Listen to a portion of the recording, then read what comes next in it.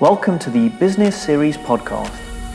My name is Ankush Jain, and I am a state of mind coach working with businesses and individuals. On each episode of this series, I'll be speaking to a coach or trainer on a different topic relevant to your career or personal development. Enjoy. Welcome back to another episode of the Business Series podcast. Today, I'm joined by Rich Habets, who is a management consultant who works with a range of organizations, both large and small. He's had a varied career, working both in functions and as a consultant, done a number of different jobs, and I'm really excited to have him with us today. Welcome, Rich. Good morning, Kush. Good to be here. Good to have you. Today, we're talking about how to stay relevant in business. And this topic really comes about because I know that you do a lot of work with leaders around change. And we seem to be in a world right now where there is so much change happening and it's going faster than ever. So my question to you, just to start off with, is, how do we stay relevant in such a fast-paced world right now? It's an interesting question. Well, first of all, it depends, of course, how you define relevant. But for this podcast, let's take relevant as the way normal leaders would think about it. So how do I stay visible? How do people hear what I'm saying? How do I make sure that my vision is out there and people actually function in the way that I see them function, right? So let's see that as relevant. What I see is indeed, I like what you said. Change it's at an enormous pace with the invention of IT systems somewhere in the 1970s, when the first microchip was produced. It's become every day. I see organizations who go from, they buy another company, then they have to integrate the systems, then they buy another company, they have to integrate the systems, then they go through an organizational change, they rearrange the processes, and people are just overwhelmed by the amount of change, right? So they're doing their normal job, and then they also have to participate in a process re-engineering job, for instance. So there is a lot of change going on, and I think that most people that I meet are happy with getting the things done they need to do in a day. And I'm not talking about the strategical stuff or the tactical stuff. I'm thinking about the very operational stuff. So they have a to-do list, and at the end of the day, they have done the to-do list, but nothing more. And I see a lot of frustration with people because they're just running in their little hamster wheel, and they don't have time to even step out and think, is this the right wheel at all? And it frustrates people, and it frustrates leadership, and it's really hard to get out. And so you're right. I think change is it's the number one thing right now in companies, and it's really hard to handle that in a very healthy way. One of the things I've learned, Kush, in this work that I do is that if the outside world is going faster, right? If it's going from 200 to 250 kilometers an hour, the best way to handle that is to go slower inside. But unfortunately, most people don't do that. Most people think if the outside world goes faster, if they go from 200 to 250, I have to speed up too. And it's very hard to see in that mental speed if you're relevant. What's relevant, what has priorities, what's strategic, what's operational. So does that answer your question? Well, tell me more about slowing down internally, because that sounds very counterintuitive. It does, yeah. It is actually very counterintuitive. You wouldn't know the amount of people that when I get into a room and I tell them, okay, so what we're going to do to handle the busyness, we're going to slow down. Most people think it means they have to talk slower, they have to walk slower, they have to take longer lunches and all that stuff. And even though that's nice, what I'm talking about is if there's 1,000 things to do and you think you have to do all 1,000 of them before you go home and you don't do them at the end, then you feel unsatisfied, right? But it's the thinking about the 1,000 things that actually is the problem here. So I'll give you a very concrete example. I had a guy in one of my rooms. And he said, every day I have 300 emails waiting for me in the morning. He works for a global company, so they work 24/7. He gets emails in the evening and the night, all the time. And he says, I'm getting heart problems because of the 300 emails. I'm having heart problems. So And the guy was serious. So people started laughing in the room. Like, are you serious? And he was serious. You could see it. His face was very serious. And so he said, sometimes the only thing I can do is to delete all the 300 emails. And people started laughing. Like, what are you doing? Why are you deleting 300 emails? But you could see that for him, that was the only way to get rid of the stress, to slow down, right?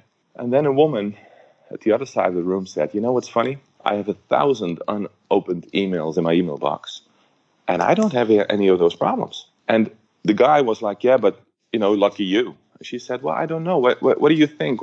Why do you have those problems? And he says, well, it's because of the 300 emails. And she said, I don't think so. She went through more programs already, yeah, so she knew a little bit. And so the guy eventually came to the conclusion by, after like an hour, that it's not the 300 emails, actually.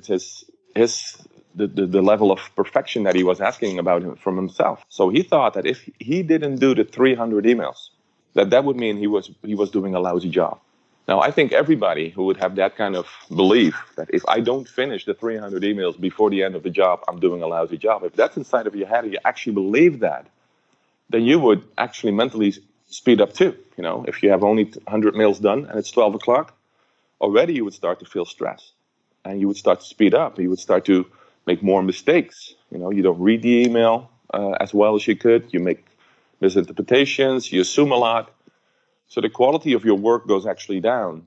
And then you answer somebody. It's not the best answer. And then you get an email back because of the answer that you did. Your answer was because you didn't read the email very well.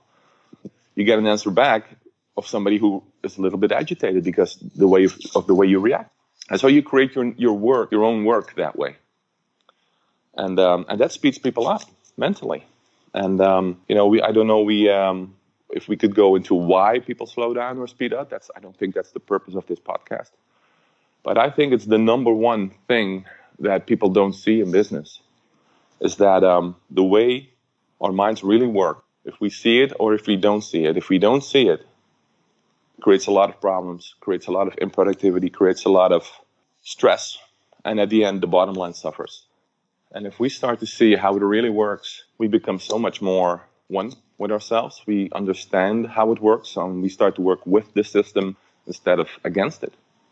And that's what I basically mean by slowing down. Slowing down actually means that you start to see it for what it is and not for what it not is.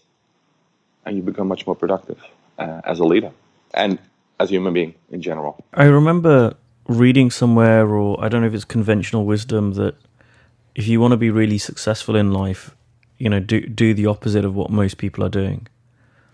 And I think that's true in investing, in business, in so many things. And I really heard that from what you just said, that most people are speeding up.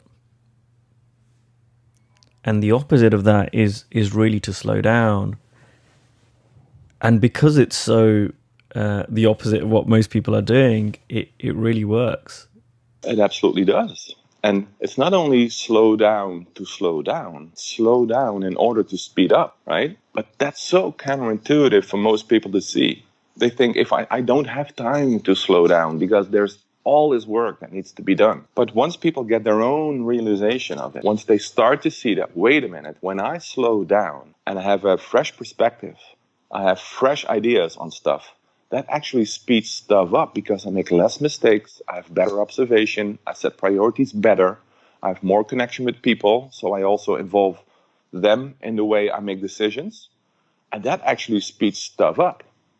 But it has to become a realization for them personally, and I think that's the biggest challenge in the work I do. The biggest challenge is to get people to see that for themselves. Because as a theory, it sounds beautiful, huh? Slow down to speed up, it sounds beautiful. But it doesn't mean anything as long as it's a theory, right? It only starts to become of value if people start to see for themselves, wow, I slowed down this project here. I slowed down.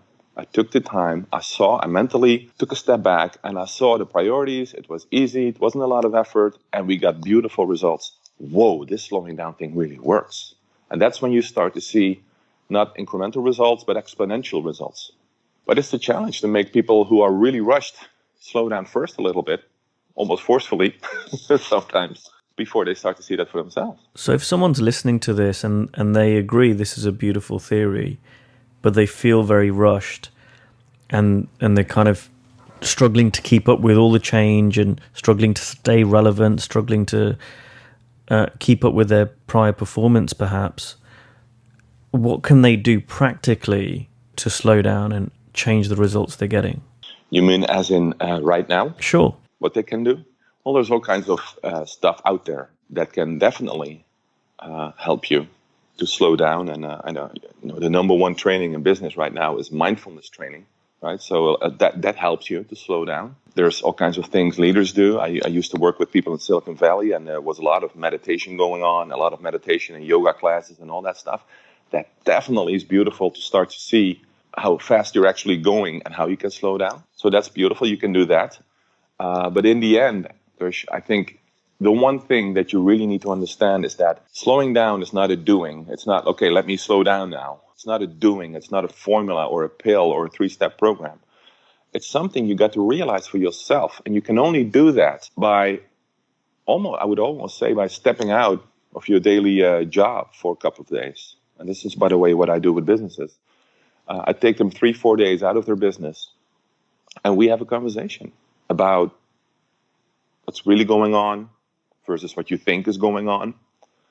And we show them how the mind works, how bad it is to rush, how bad it is to mentally speed up, so that they can have their own realization. And that's what eventually will stick the most. But if you're looking for quick fixes now, mindfulness is definitely good. Spending more time with doing what you're actually doing, being more present, and like meditation practice and all that stuff, chanting, it helps, but it's not the most permanent solution, I would say. I really like that, what you just said and how you described it, because I can imagine someone who's really rushed wants the quicker solution, and the counterintuitive answer to that is you can't rush the solution. Mm-hmm. Yeah.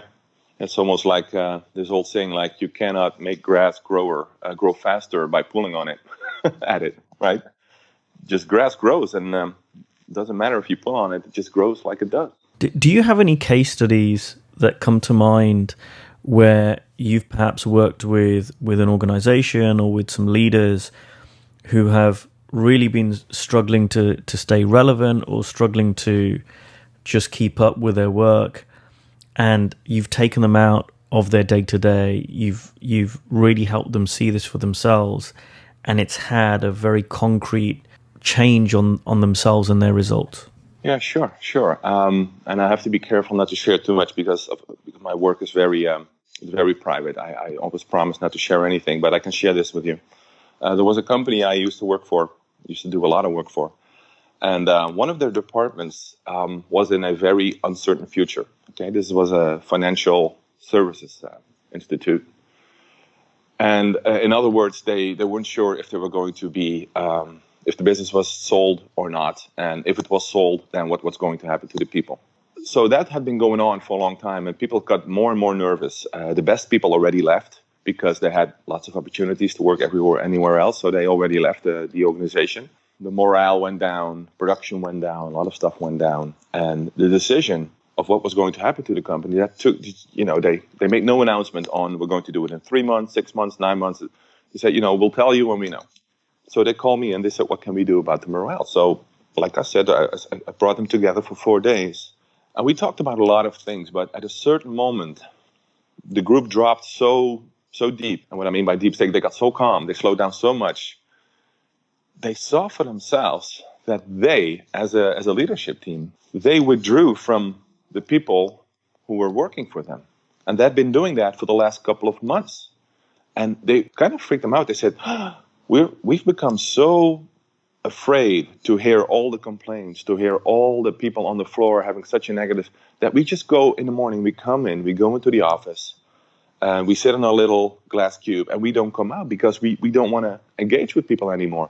And now I see what's happening, because if we don't do that, people will see that, and they will make their own stories. They will start to see, oh, look, management is even withdrawing, so there must be nothing good in our future.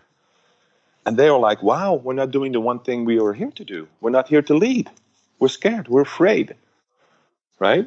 And at that moment, they made that realization that wasn't obvious for them It just became clear to them that that was what they were that's what they were doing. So they decided in that moment, you know what? I don't care how bad it looks. We don't have the answers. But what we're going to do, we're going to go into communication again with our people. And we're going to share what we know. We're going to be connected with them. And we're going to tell them, you know, up front, we have no idea. But we promise you that when we know something, we will let you know. But in the meantime, our door is always open instead of closed, right? Now, 6 months later, decision was taken, company was sold, and 50% of the people lost their job. This was in a country where there's a lot of labor unions, right? So if anything like that is happening, then the labor unions go on strike. You know, it's very, very bad for business. But because this management team stayed so well connected with the labor unions, with their people, with each other as a management team, right? They had a common vision, common goals. Because they did that, it was flawless. People lost their jobs. Of course, they didn't like that, but it never went better than this time in that whole company. They had a history of, you know, lawsuits, people leaving in anger, frustration, lots of bad morale. Because the management team took that decision and started to really communicate, really connect, it just went beautifully. And the people who lost their jobs they got a whole package where, you know, they were helped to find another job, and they all did. And actually, afterwards, I got a compliment, and people said to me, you know, this saved us millions of euros. I'm happy for that, because it's not what I did, it's what they saw.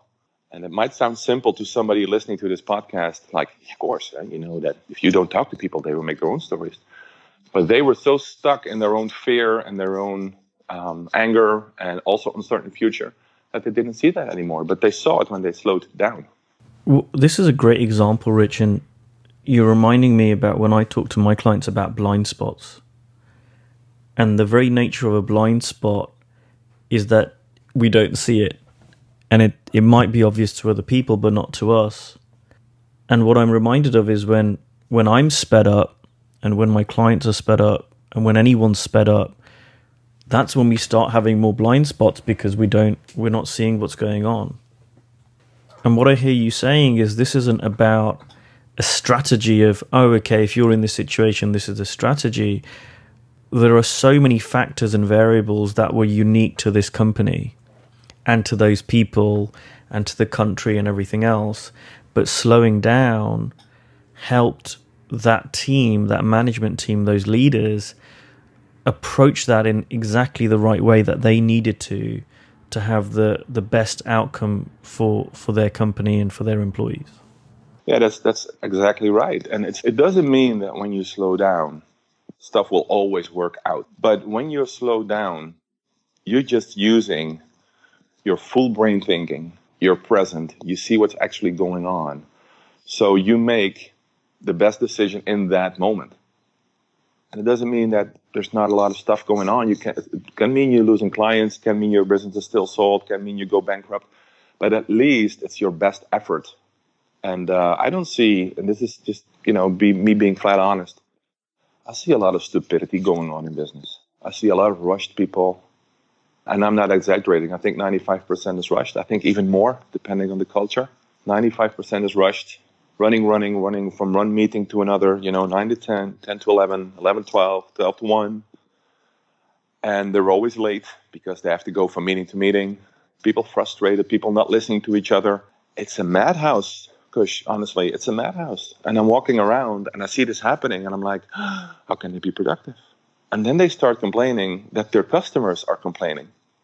And from standing from where I stand, I'm like, of course they're complaining because you're only busy with yourself. You're not, who's listening to a customer when you're only listening to yourself? And it's a beautiful thing when people start to see that. That makes so much sense to me. And I really see the slowing down to speed up. I was recently talking to a client who was struggling with one of his employees. We really helped him slow down. And in the next conversation he had with his employee, he made more progress than he'd done in the previous 2 months of trying to change him, whatever, because he moved from focusing on himself and slowed down to being able to focus on his employee and really ask what's going on, what's the challenges here, do you not want to be here?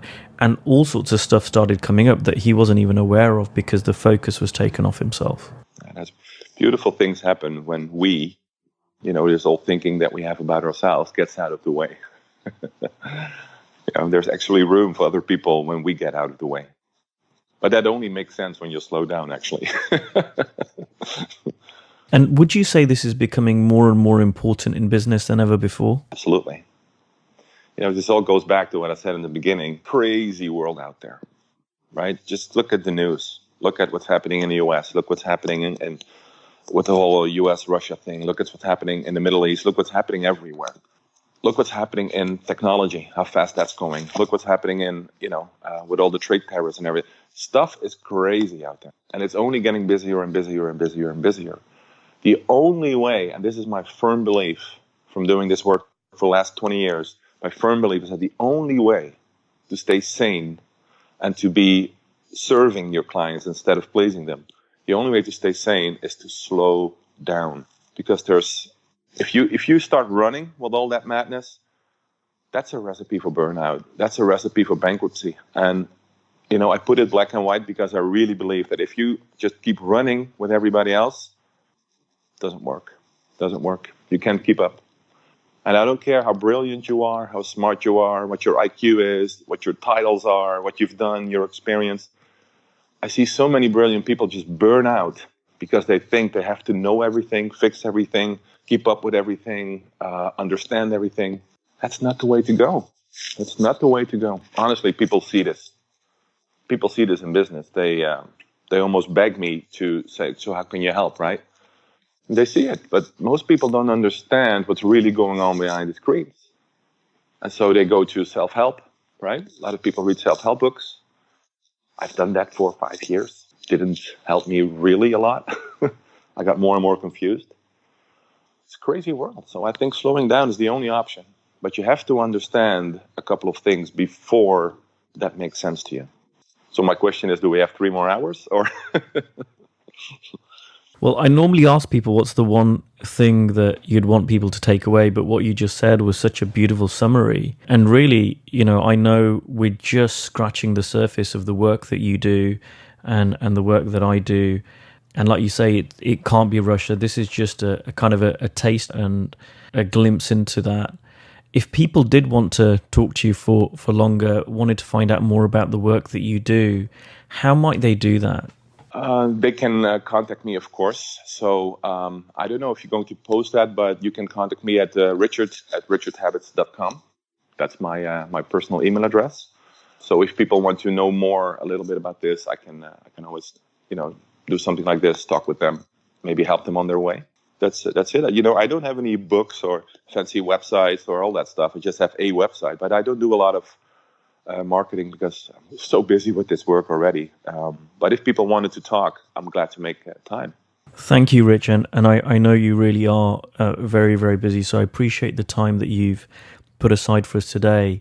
I hope people get value from this and really listen to this and look in the direction that might be the opposite of where they were looking before they listened to this. Thank you, Ankush, for being a stand for this understanding and putting these podcasts in the world. I know you've had some amazing speakers on your podcast, and I really think it makes a difference. So thank you for that too. You're most welcome, and I'll be back next week with another episode relevant to business. Thank you. Thanks for listening to the Business Series podcast. If you want to hear more, you can click on the subscribe button below. You can share this with someone else who can benefit, or you can like it and encourage others to listen. Also, it would be great if you left a comment below, as I love hearing from listeners and I want to keep creating great content for you. Thanks for listening.